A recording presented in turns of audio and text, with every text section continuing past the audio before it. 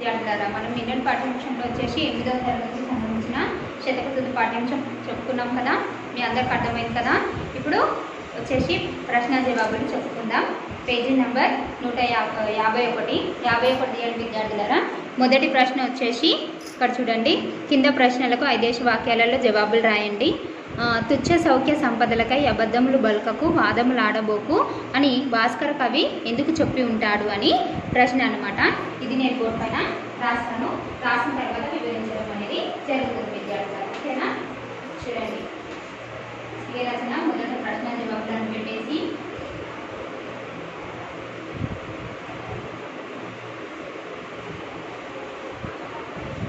కింది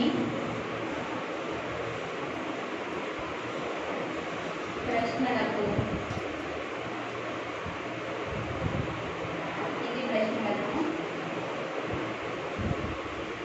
ఐదేసి వాక్యాలలో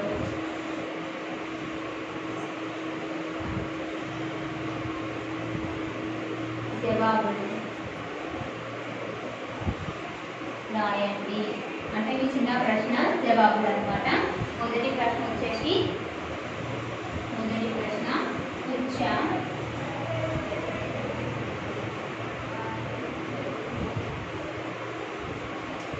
సౌఖ్య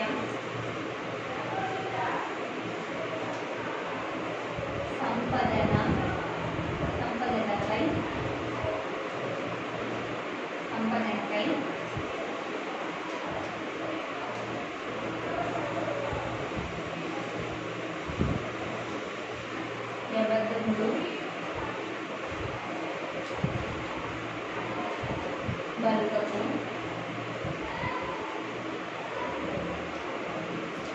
వాదములు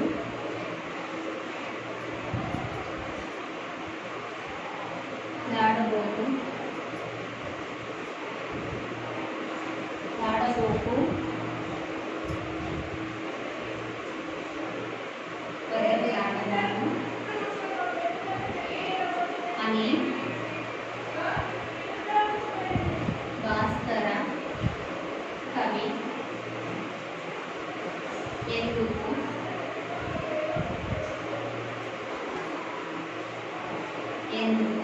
చెప్పి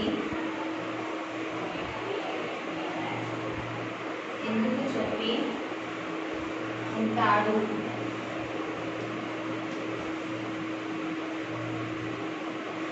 ఎందుకు చెప్పి ఉంటాడు? జవాబు వచ్చేసి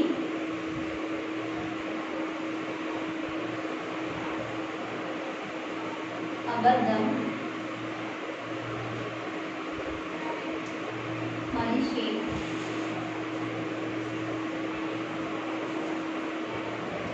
హీనతకు నిదర్శనం.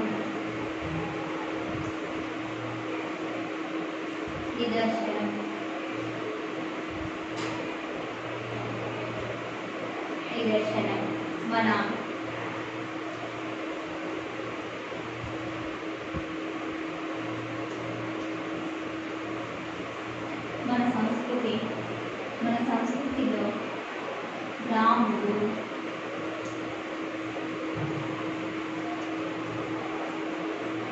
హరిశ్చంద్రుడు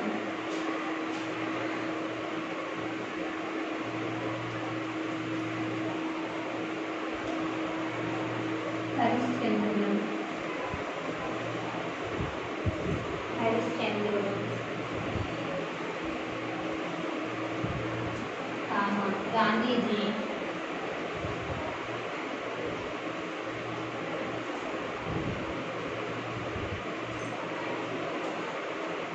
బలి చక్రవర్తి వంటి వారు వంటి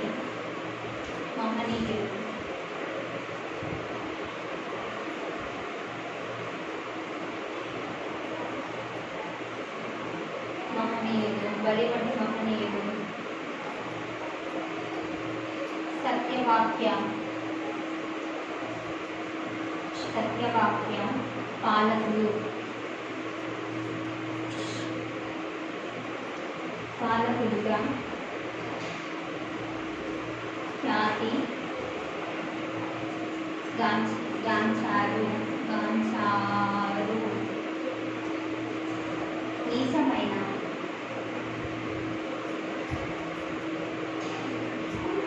అస్పష్టమైన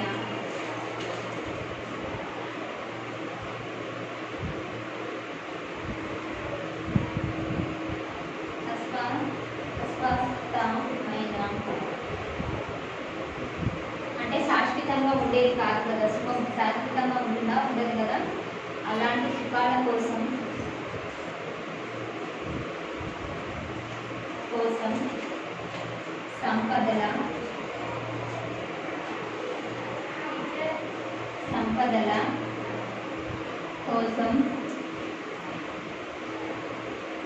సంపదల కోసం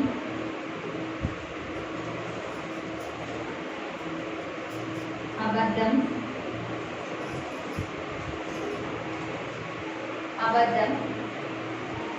ఆడి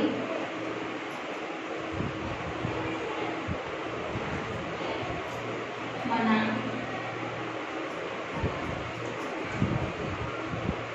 వ్యక్తిత్వాన్ని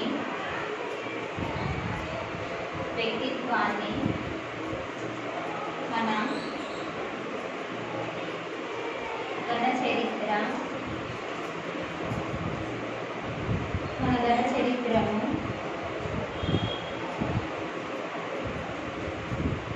మాపుకోవడం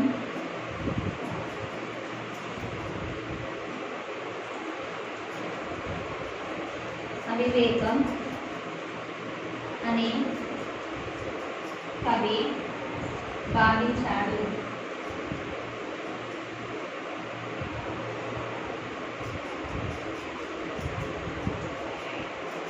అయితే మనకి మొదట ఏమిచ్చారు ప్రశ్న చూడండి విద్యార్థులారా, కింద ప్రశ్నలకు 5 వాక్యాలలో జవాబులు రాయండి అని ప్రశ్న అనేది ఇవ్వడం జరిగింది. ఈ ప్రశ్నలో మనము వచ్చి తుచ్చ సౌఖ్య సంపదలకై అబద్ధములాడకు బల్కకు వాదములాడబోకు అని కవి భాస్కర కవి ఎందుకు అన్నాడు అని అంటున్నారనమాట. అంటే తుచ్చమైన సౌఖ్య సంపదకు అంటే మనము సుఖంగా ఉండాలని అబద్ధాలు ఇవన్నీ ఆడతాం కదా, అవన్నీ ఆడడము వృధా అని ఆడకూడదు అని చెప్పడం జరిగింది. అయితే మనకి కవి దానికి ప్రశ్నకి జవాబు ఏ విధంగా రాస్తున్నాడు చూడండి. అబద్ధం మనిషి హీనతకు నిదర్శనం. అంటే అబద్ధాలు చెప్పడం వల్ల మనిషి హీనత అంటే వివేకం అనేది కోల్పోతాడు. అట్లా మన సంస్కృతిలో ఎవరెవరున్నారు, రాముడు, హరిశ్చంద్రుడు మొదలైన వాళ్ళు వచ్చేసి గాంధీజీ, బలిచక్రవర్తి మొదలైన వాళ్ళు వచ్చేసి సత్య మార్గంలోనే వాళ్ళు నడిచారు. వాళ్ళ ఖ్యాతి వచ్చి మన ప్రపంచం మొత్తానికి తెలిసిందనమాట. అట్లా అలాంటి మార్గంలో మనం కూడా వెళ్ళాలి, ప్రయత్నం చేయాలి అని చెప్తున్నారు. ఈ తుచ్చమైన సుఖాల కోసం, మనం సంపదల కోసం అబద్ధాలు ఆడకూడదు అని, ఆడితే మన వ్యక్తిత్వం ఏమి ఉండదని, అట్లా మన ఘన చరిత్ర కూడా మాసిపోతుందంటే ఏమి ఉండదు, అవివేకి అని అందరూ అంటారని కవి భావించాడనమాట. ఓకేనా విద్యార్థులారా, ఈ ప్రశ్నకు జవాబు వచ్చేసి నోట్బుక్లో రాసుకోండి.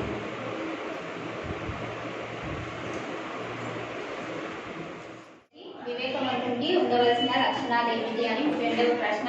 వివేకవంతుడికి ఉండవలసిన లక్షణాలు వచ్చేసి దాన ధర్మాలు విరివిగా చేయడము, నెక్స్ట్ అబద్ధాలు ఆడకుండా ఉండడము, గౌరవాన్ని కాపాడటము, అందరితో స్నేహభావంతో మెలగడం. ఓకేనా విద్యార్థులారా, రాసుకోండి. 2వ ప్రశ్న.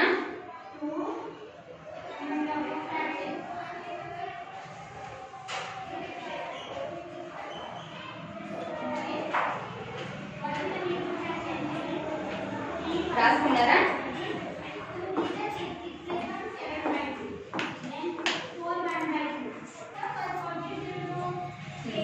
వచ్చేసి ఇది 4 వచ్చేసి వివేకవంతుడు ఏ విధంగా ఉండాలి ఏంటో మీకు రాసుకోండి, నోట్బుక్లలో చెప్పాను కదా. ఓకేనా విద్యార్థులారా, నెక్స్ట్ వన్ వచ్చేసి మనము 3వ ప్రశ్న రాస్తున్నాను, మీ నోట్బుక్లో రాసుకోండి.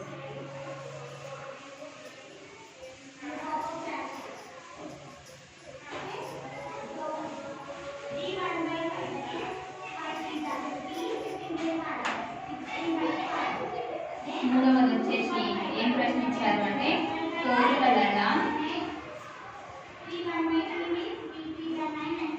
కోరికలకు బానిసాయి ఉక్కిరి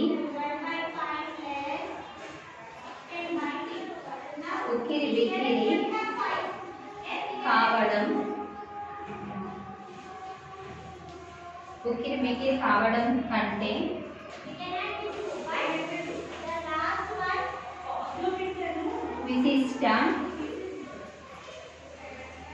విశిష్ట మార్గాన్ని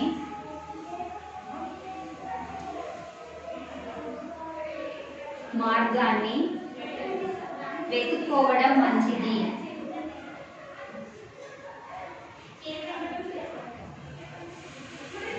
వెతుక్కోవడం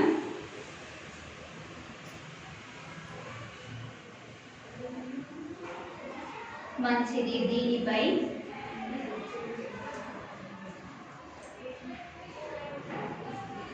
మీ అభిప్రాయాన్ని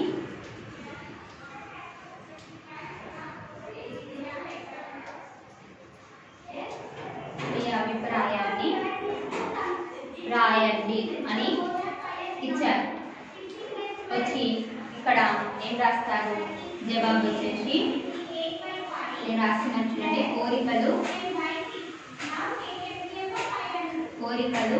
అనంతం, వాటికి అంతం అనేది ఉంటుందన్నమాట. ఒకటి తర్వాత ఒకటి వస్తూనే ఉంటుంది. అవి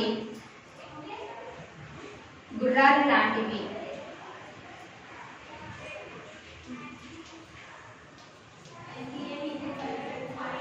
గుర్రాల లాంటివి.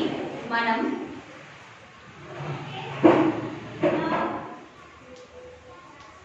ఎన్ని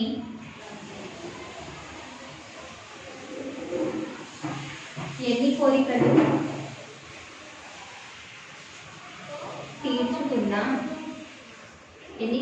తీర్చుకున్నా ఇంకా కొత్త కోరికలు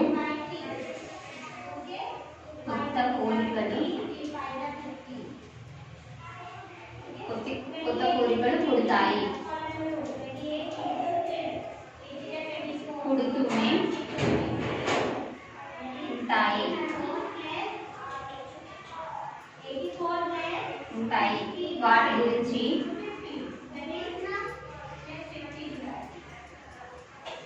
వాటి గురించి ఆలోచిస్తుంటే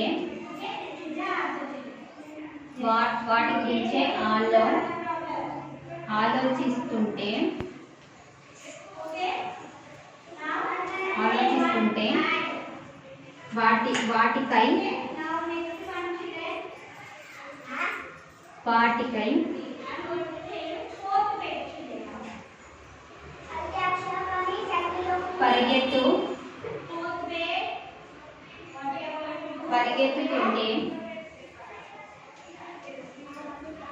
పరిగెత్తుతుంటే బతుకు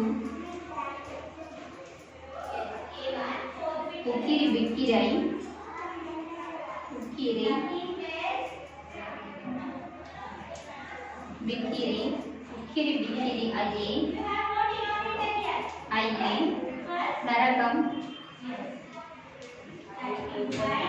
నరకంలా తయారవుతుంది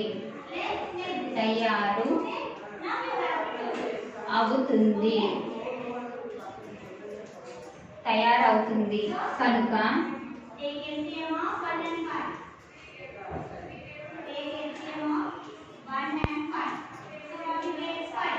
కోరికలను అదుపు చేయాలి.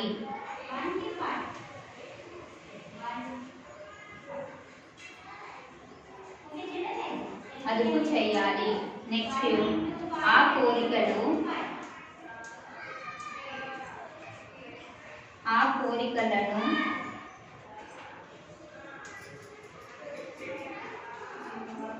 అదుపు చేసే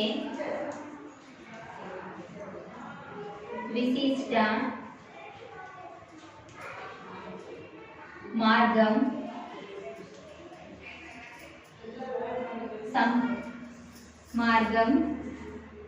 సంతృప్తి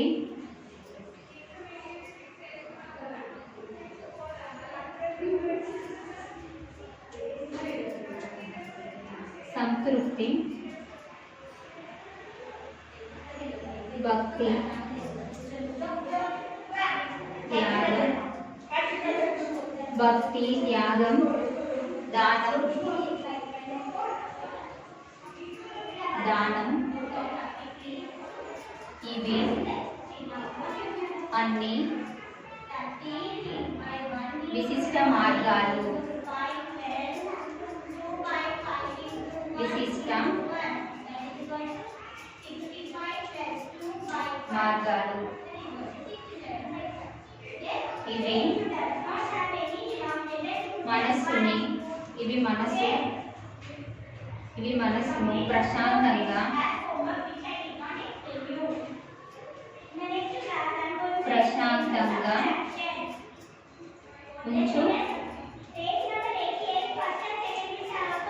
ఉంచుతాయి.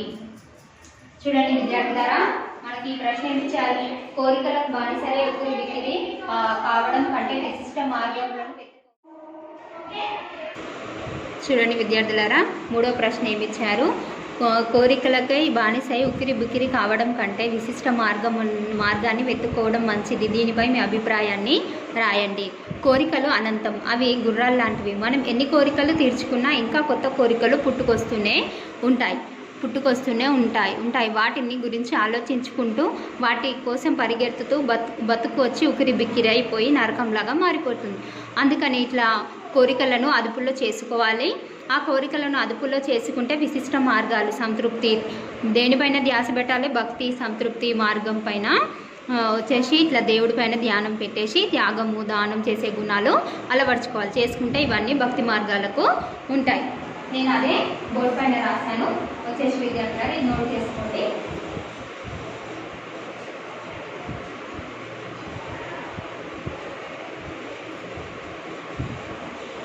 రాసుకున్నారా విద్యార్థులారా?